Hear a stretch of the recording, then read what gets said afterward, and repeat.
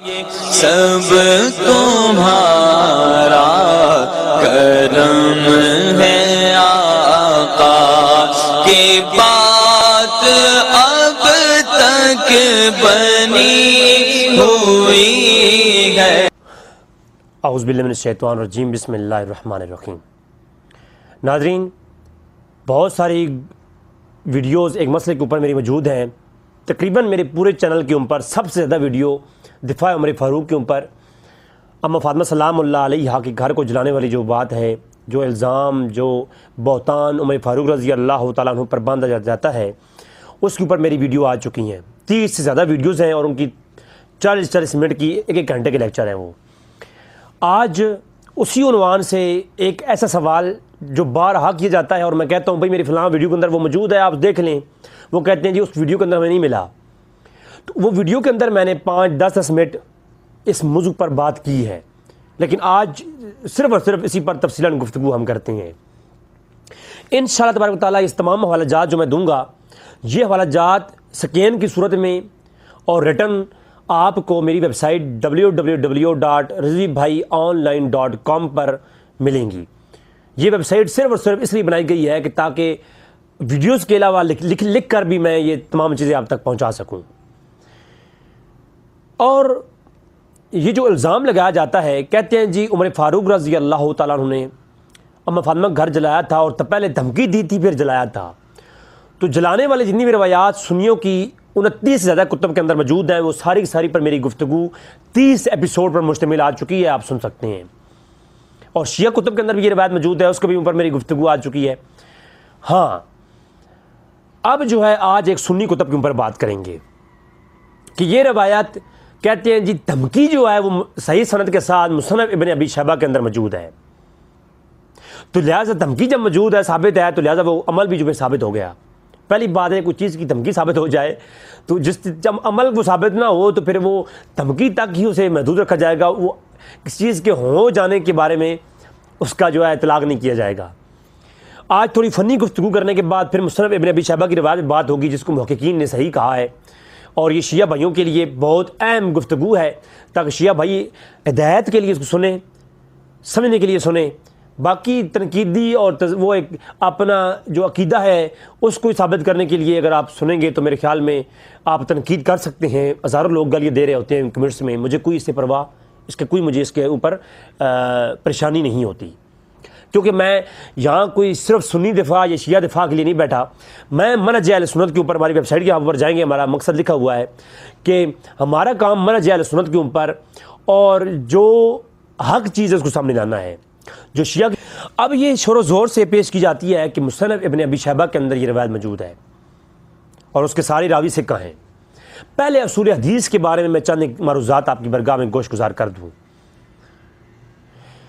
جب کسی سند کے اندر کوئی راوی ثقہ ہوں تو کسی روایت کا کسی سند کو صحیح کہہ دینا کہ اس روایت کی یہ سند صحیح ہے، اس وجہ سے کہ اس کے راوی سارے ثقہ ہیں، تو اس سے مراد ہرگز یہ نہیں کہ وہ روایت قابل احتجاج ہے اور قابل حجت ہے۔ آپ کو ہزاروں درجنوں روایات سنی شیعہ کتب میں ملیں گی، وہ کے راوی ثقہ ہوں گے، جبکہ ان کی اس کی روایت سے محققین کہیں گے اس سے احتجاج نہیں کیا جائے گا۔ میں چند مثالیں دے دوں گا آپ کو۔ پہلے کنز العمال حضرت علی متقی رحمہ اللہ کی کتاب ہے، امام حیثمی کی مجموعۃ الزوائد دیکھ لیجئے۔ تو مجموعۃ الزوائد کے اندر یا کنز العمال کے اندر کتنی روایتیں ایسی ہیں جو ہیں ضعیف، لیکن امام حیثمی خود اور امام علی متقی خود اپنی کنز العمال اور مجموعۃ الزوائد کے اندر روایت لانے کے بعد لکھتے ہیں رجال و ثقہ، کس روایت کے رجال ثقہ ہیں۔ جب رجال ثقہ ہیں پھر محقق تخریج کرتے ہو، یہ تحقیم کرتے ہو، یہ نیچے لکھے گا کہ ھذا حدیث ضعیف۔ حیرانگی کی بات ہے، آپ پریشانی میں مبتلا ہو جائیں گے کہ روایت کے جب رجال ثقہ ہیں، امام ترمذی کہتے ہیں ھذا رجال و ثقہ، کہ یہ رجال ثقہ ہیں، لیکن محقق تحقیق کرنے والا لکھے گا یہ روایت ضعیف ہے، تو آپ پریشان ہوں گے، رجال ثقہ ہیں تو تحقیم کرنے والے کی روایت صحیح کیوں نہیں ہے؟ یہ ایک اہم موضوع ہے، ٹاپک ہے علوم حدیث کے اندر۔ میں مختصراً اس کے اوپر آج پہلے اس کو بیان کروں گا۔ جب کسی روایت کے سارے راوی ثقہ ہوں تو بعض کم درجے کے محقق جو ہوتے ہیں، جیسے کہ آج کل کے ایک دور میں البانی اور زبیر احمد زئی گزرے اور شعیب ارناؤط جیسے لوگ گزرے، یہ محقق تھے، میں ان کے اوپر یہ کوئی تشریف نہیں کر رہا، لیکن جب وہ کسی روایت کی تخریج کرتے تھے تو وہ یہ نہیں دیکھتے تھے کہ سماع کو بہت کم دیکھتے تھے، یہ راوی کا روایت بیان کرنے کے وقت موقع پر موجود ہونا یہ بہت کم دیکھتے تھے، وہ صرف یہ دیکھتے تھے کہ جو راوی سند کے اندر ہیں وہ ثقہ ہیں یا نہیں ہیں۔ امام مالک نے بیان کیا نافع سے، نافع نے بیان کیا عبداللہ بن عمر سے، عبداللہ بن عمر نے بیان کیا کہ میں رسول اللہ صلی اللہ علیہ وسلم سے سنا ہے، تو وہ صرف دیکھتے کہ امام مالک کی ثقات موجود ہے کہ نہیں موجود ہے، موجود ہے، پھر نافع کو یہ راوی ثقہ ہیں کہ نہیں ثقہ ہیں، ثقہ ہیں، عبداللہ بن عمر ثقہ ہیں کہ نہیں ثقہ ہیں، ثقہ ہیں، تو یہ ساری راویوں کی ثقاحات کو دیکھ کر کے وہ حکم لگا دیتے کہ یہ روایت صحیح ہے۔ یہ ایک محققین کا اپنا ایک انداز ہے کہ روایت ثقہ راوی کے اعتبار سے صحیح ہونا یہ ایک الگ ٹاپک ہے، تو اس اعتبار سے بعض لوگ روایت کو صحیح کہہ دیتے ہیں، حالانکہ وہ واقعتاً ضعیف ہوتی ہے، اس کے اوپر دلیل ہوتی ہے، میں دلیل بھی بتا دوں گا آپ کو کیسے ہوتی ہے۔ پھر اسی طرح بعض روایتیں ان کے راوی ثقہ ہوتے ہیں اور وہ واقعی کی نشاندہی نہیں کرتی، تو جو محققین جو گہرائی سے تحقیق کرنے والے ہوتے ہیں وہ یہ بتاتے ہیں کہ یہ روایت کے ثقات تو صحیح ہیں، ثقات جو ہے وہ جو راوی ہیں وہ ثقات ہیں، ان کی وہ ثقہ ہیں، لیکن اس روایت کے اندر فلاں ثقہ راوی کا فلاں ثقہ راوی سے سماع نہیں ہے، لہذا یہ روایت اپنے منقطع ہے، انقطاع موجود ہے، روایت ضعیف ہے۔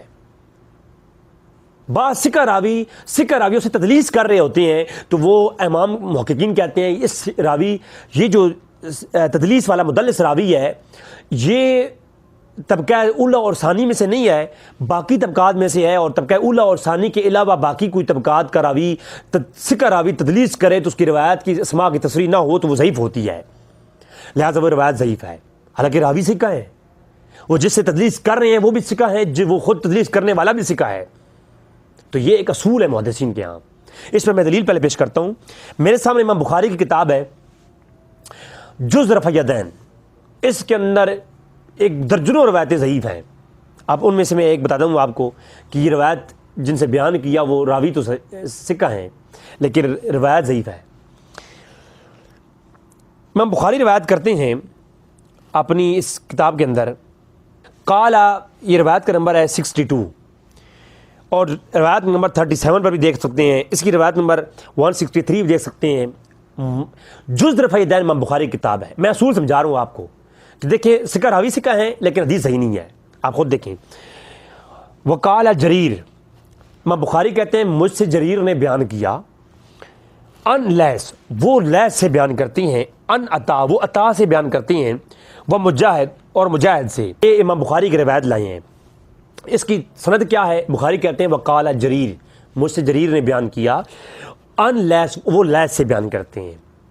اب امام بخاری بھی ثقہ ہیں، سب اعتماد ہے ان کے اوپر اور قابل اعتماد ہیں، اور جریر جو ہیں وہ بھی ثقہ راوی ہیں، لیس بھی ثقہ راوی ہیں، عطا بھی ثقہ، یعنی سارے راوی ثقہ ہیں۔ لیکن اب دیکھیے آپ، امام بخاری جو ہیں وہ وفات پاتے ہیں، وہ پیدا ہوتے ہیں 194 میں اور وفات پاتے ہیں 255 ہجری میں، یعنی امام بخاری کا جو دور ہے وہ 194 سے 255 255 تک کا ہے، یا 256 تک کا ہے، یعنی بخاری کی پیدائش ہوئی 194 ہجری میں، 194 ہجری میں، جبکہ امام بخاری کہتے ہیں میں نے، مجھے سے جریر نے بیان کیا، جبکہ جریر کی وفات ہوتی ہے اور جو جریر ہے وہ 170 میں وفات پاتے ہیں۔ امام بخاری 194 میں پیدا ہوتے ہیں، اور امام بخاری کی پیدا ہونے سے پہلے تقریباً 25 سال یا 30 سال قبل جریر وفات پاتے، اور جو جریر ہے وہ 170 میں وفات پاتے ہیں۔ تو قبر میں سے نکل کر کے جریر آئے اور انہوں نے آ کے بخاری جب جوان ہوئی ہے تو ان کو بیان کیا، جب امام بخاری نے بخاری لکھی تو تب بیان کیا۔ تو میرا سوال یہ ہے کہ جریر بھی ثقہ ہیں، بخاری بھی، لیکن درمیان میں سماع نہیں ہے، درمیان میں سماع نہیں ہے۔ جب امام بخاری ابھی پیدا ہی نہیں ہوئی تھی تو ان کے پیدا ہونے سے پہلے راوی مر گیا تو انہوں نے بیان کیسے کیا ہوگا؟ تو اس کا مطلب یہ ہے کہ امام بخاری جو ہیں ان کا سماع نہیں ہے، راوی ثقہ ہیں سارے، لیکن یہ روایت منقطع اور یہ روایت ضعیف ہوگی۔ جب کوئی راوی بیان کر رہا ہے اور راوی وہ وقت پر وہ ایمان بعد میں لایا یا وہ وقت پہ واقعی کے عین مطابق ٹائم پہ موجود نہیں تھا اور اس نے اپنے کسی ایسے شخص سے روایت ہی نہیں کیا جو راوی جو ہے اس واقعے پر موجود تھا، اس کا نام بھی نہیں لیا، تو پھر یہ روایت کو منقطع سمجھا جاتا ہے اور یہ روایت جو ہے روایت صحیح نہیں ہوتی۔ اس کو جو ہے محققین جو ہے وہ تحقیق کے ذریعے جو گہرائی کے ساتھ تحقیق کرتی ہیں وہ اس کو ضعیف قرار دیتے ہیں۔ یہ ایک بات ہو گئی۔ تو اب امام بخاری کی اس روایت کے اندر آپ کو کوئی مثال مل گئی، بلکہ امام بخاری کی ایک اور روایت ہے اسی کے اندر 163 کہتے ہیں امام بخاری ان لیس، میں نے لیس سے سنا، لیس نے مجھے بیان کیا، ان ابن عمر، وہ ابن عمر سے بیان کرتے ہیں۔ تو اس روایت کے اندر دیکھیں امام بخاری کا سن وفات ہے سن پیدائش ہے 194 اور وفات ہے 256 255، یعنی 256 میں امام بخاری وفات پائی اور 194 میں امام بخاری پیدا ہوئی ہے، جبکہ لیس جو ہیں وہ 148 میں وفات پا جاتے ہیں۔ تو آپ خود دیکھ لیں، ایک روایت ہے کہ امام بخاری کہتے ہیں مجھ سے جریر نے بیان کیا اور لیس سے، تو امام بخاری 194 میں پیدا ہوتے ہیں اور جو جریر ہے وہ 170 میں وفات پاتے ہیں۔ تو جریر وفات جب پاتے ہیں اس کے بعد تقریباً 24 سال کے بعد بخاری پیدا ہوتا ہے، تو وہ جو ہے سماع نہیں ہے تو روایت ضعیف ہے۔ اسی طرح امام بخاری کا لیس سے سماع نہیں ہے، امام بخاری جو ہے وہ کہتے ہیں میں نے لیس سے بیان کیا، تو لیس جو ہے وہ 148 میں وفات پا جاتے ہیں، جبکہ بخاری جو ہے 194 میں پیدا ہوتے ہیں۔ تو راوی سارے ثقہ ہیں لیکن درمیان میں انقطاع ہے، سماع موجود نہیں ہے، یا وہ واقعہ جو بیان کرنے والا راوی ہے وہ واقعہ پر موجود نہ ہو تو جو ہے وہ روایت صحیح ہوتی ہے۔ اب یہاں تک یہ بات سمجھ آ گئی، اب آتے ہیں اس روایت کی طرف جو مصنف ابن ابی شیبہ کے اندر موجود ہے۔ میرے پیارے دوستو، مصنف ابن ابی شیبہ کے اندر اس روایت کو امام ابن ابی شیبہ لائے ہیں، وہ بیان کرتے ہیں کہ روایت کیا ہے 38200، یعنی 38200 روایت کا نمبر ہے۔ باب المغازی ابن ابی شیبہ کے اندر امام ابن ابی شیبہ کہتے ہیں حدثنا محمد بن بشر، مجھ سے محمد بن بشر نے بیان کیا، حدثنا عبید اللہ بن عمر، ان سے عبید بن عمر نے بیان کیا، عمر نے، حدثنا زید بن اسلم، ان سے زید بن اسلم نے بیان کیا، اور حدث ان ابی ہی اسلم، اور ان سے اپنے باپ اسلم نے بیان کیا۔ پھر وہ آگے واقعہ ہے کہ عمر فاروق نے کہا کہ اے اہل بیت، مجھے آپ سے زیادہ کوئی عزیز نہیں ہے، لیکن آپ کے گھر یہ لوگ اکٹھے ہو رہے ہیں تو میں آپ کے گھر کو جلا دوں گا۔ اب یہ دھمکی موجود ہے جناب۔ اس کے جتنے راوی ہیں وہ کون ہیں؟ ثقہ ہیں۔ حالانکہ محمد بن بشر پر میں نے کہا کہ چند تنقیدی الفاظ موجود ہیں، لیکن میں یہ کہتا ہوں کہ روایت اپنے روات کے حساب سے سارے اس کے راوی ثقہ ہیں، تو روات کے اعتبار سے روایت جو ہے وہ صحیح ہے۔ لیکن اب اس کی تحقیق کے اوپر چلتے ہیں، تھوڑا معلوم کرتے ہیں کیا ہر راوی کا اگلے راوی سے سماع ہے، یا ہر راوی اس روایت کے واقعے کے ٹائم پر موجود تھا یا نہیں۔ پہلی بات تو یہ ہے اس روایت کے اوپر ایک جرح اور بھی کی جا سکتی ہے، وہ یہ کہ یہ روایت اپنے اکیلے ہونے کے اعتبار سے، منفرد ہونے کے اعتبار سے روایت شاذ ہے، اور روایت شاذ اہل سنت کے ہاں بھی اور اہل تشیع کے ہاں بھی حجت نہیں ہوا کرتی، کیونکہ یہ تمام اصول جو میں نے پہلے بیان کیے تنقیح المقال کے اندر، علامہ مکانی شیعہ کے اعتبار، اور رجال داؤد حلی کے اندر، رجال نجاشی کے اندر، یہ تمام تر راویوں کے اوپر بحث موجود ہیں کہ فلاں راوی کا فلاں سے سماع نہیں ہے، اور یہ روایت فلاں راوی سے روایت ہے، لہذا یہ روایت شاذ ہے، یہ منفرد ہے اپنے اعتبار سے۔ جب کوئی روایت اپنے اعتبار سے منفرد ہو تو روایت شاذ کہلاتی ہے، اور روایت شاذ ضعیف روایتوں کی ایک اقسام میں سے ہے۔ تو پہلی اس پہ یہ جرح ہوتی ہے۔ اب دوسری امام بخاری کی تاریخ کبیر کے اندر آپ چلتے ہیں، وہاں پر دیکھتے ہیں تاریخ کبیر کے اندر لکھا ہوا ہے کہ یہ جو اسلم مولا عمر بن خطاب الکرشنی ادوی مدنی تھا، ابو خالد کانا منصبی، کہ یہ اس واقعے کے بہت بعد عمر فاروق کے دور میں یہ بندہ جو ہے مدینہ الکبریٰ میں اندر آیا۔ یعنی یہ شخص مدینہ میں تھا ہی نہیں جب یہ واقعہ پیش آیا. تو جو اسلم ہے اور عمر کا غلام ہے وہ تابعی ہے, اور وہ سیدہ فاطمہ کے وفات کے بعد مدینہ میں آیا, اور اس نے جو واقعہ عمر فاروق کا بتایا جاتا ہے کہ انہوں نے گھر جلایا اور جلانے کے بعد ام فاطمہ وہاں شہید ہو گئیں اسی وجہ سے. تو وہ شہادت کا واقعہ ام فاطمہ شہید ہو چکی تھیں, ان کے بعد ان کی ام فاطمہ کی وفات کے بعد یہ شخص مدینہ میں پہلی دفعہ آیا, اسلم جو ہے. جب اسلم غلام عمر کا غلام ہے, یہ آیا ہی بعد میں ہے, تو اس واقعے کے پر موجود ہی نہیں تھا. جب 8 سے 11 ہجری کے یہ واقعات جو ہوئے ہیں اس وقت تو یہ تھا ہی نہیں. جب بیعت ابو بکر کا واقعہ ہو رہا تھا 8 ہجری کی میرے خیال میں بات ہے, 8 ہجری کے اندر تو یہ شخص جو بیان کرتا ہے روایت کا مرکزی راوی ہے, جو یہ اپنی منفرد روایت کرتا ہے, اسلم اپنے بیٹے کو بیان کرتا ہے زید کو, تو وہ اسلم ان دنوں میں مدینہ میں تھا ہی نہیں. جب واقعی پر ایک بندہ تھا ہی نہیں تو وہ بیان کیسے کر رہا ہے؟ کسی سن کے بیان کر دیا تو بھائی وجہ سے سن کے بیان کیا اس کا نام مینشن کرے. جب کسی شخص کا اس نے نام مینشن نہیں کیا تو عمر فاروق کی غلامی میں بھی وہ بعد میں آتا ہے, عمر فاروق کا غلام بھی وہ بعد میں بنا, تو اس کی روایت بھائی قبول کیسے ہوگی؟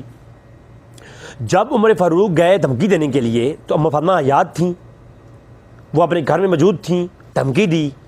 تو راوی کہتا ہے اس وقت عمر فاروق نے دھمکی دی, تو وہ خود بیان کرتا ہے کہ وہ ایسے بیان کرتا ہے جیسے وہ ساتھ تھا. تو عمر فاروق جب دھمکی دی تو وہ اس وقت ساتھ تھا, ایسے بیان کرتا ہے. جبکہ عمر فاروق کا وہ غلام بنتا تب ہے جب ام فاطمہ دنیا سے پردہ فرما جاتی ہیں, اور ام فاطمہ کے وفات کے 2 سال بعد جا کر کے وہ عمر فاروق کی غلامی میں آتا ہے. تو ایک شخص جو بیان کرتا ہے ایک واقعے کو, اور وہ واقعہ پیش آنے کے بعد 2 سال بعد وہ جو ہے غلام بنتا ہے عمر فاروق کا, تو وہ واقعہ کیسے بیان کر رہا ہے؟ اسے پتہ نہیں کس سے سنا, وہ بیان کر دیا. روایت ہی منقطع ہے, اپنے پہلی بات سے ہی منقطع ہے روایت. لہٰذا اس روایت کے اوپر یہ بہت بڑی جڑ ہے جس کو جو ہے وہ میرے خیال میں عزم کرتے کرتے ٹائم لگے گا. اور اس کا جواب شیعہ حضرات جو مجھے کمنٹس میں کہتے ہیں جی مصنف ابن ابی شیبہ کا جواب دیں, تو جواب دیں مجھے, اس روایت کو صحیح سند ثابت کریں, واقعی کا ہر راوی واقعی پر موجود ہونا ثابت کر دیں. اسلم کو واقعی کے عین وقت میں اس نے یا آنکھوں سے دیکھا بیان کیا, یہ ثابت کریں. میں اس بار روایت کو صحیح قرار دوں گا, ویڈیو بنا کے پیش کروں گا آپ کے سامنے.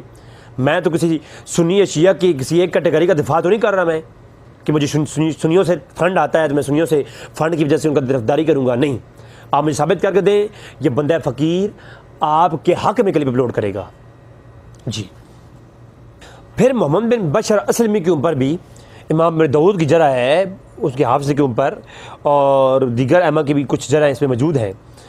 لیکن میں یہ 203 ہجری یا اس سن میں یہ وفات بندے نے پائی ہے, تو اس کے اوپر بھی کلام کیا جا سکتا ہے اور بڑی فنی گفتگو ہو سکتی ہے. لیکن میں اس طرف نہیں آتا, میں صرف اتنا ہی کہتا ہوں کہ اس روایت کا جو راوی ہے وہ موقع پر تھا ہی نہیں, وہ اسلامی بعد میں قبول کرتا ہے, اور وہ غلامی عمر میں بھی بعد میں آتا ہے.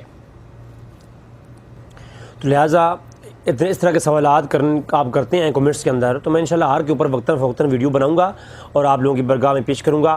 اور ہماری تحریری کام کو دیکھنے کے لیے آپ ہماری ویب سائٹ www.rizvibhaiionline.com کا آپ وزٹ کریں. انشاءاللہ تبارک تعالیٰ ابھی وہ نئی تیار ہوئی ہے, اس کے اوپر ہماری بکس بھی اپلوڈ ہوں گی, ویڈیوز بھی ہوں گی, اور تحریری کام بڑی صورت میں ہر کتاب کے سکینوں کے ساتھ آپ کے سامنے رکھا جائے گا. آپ دعاؤں کا طالب آپ کا اپنا بھائی رضوی بھائی. السلام علیکم ورحمۃ اللہ وبرکاتہ. Don't forget to subscribe Rizvi Bhai Online for Islamic information.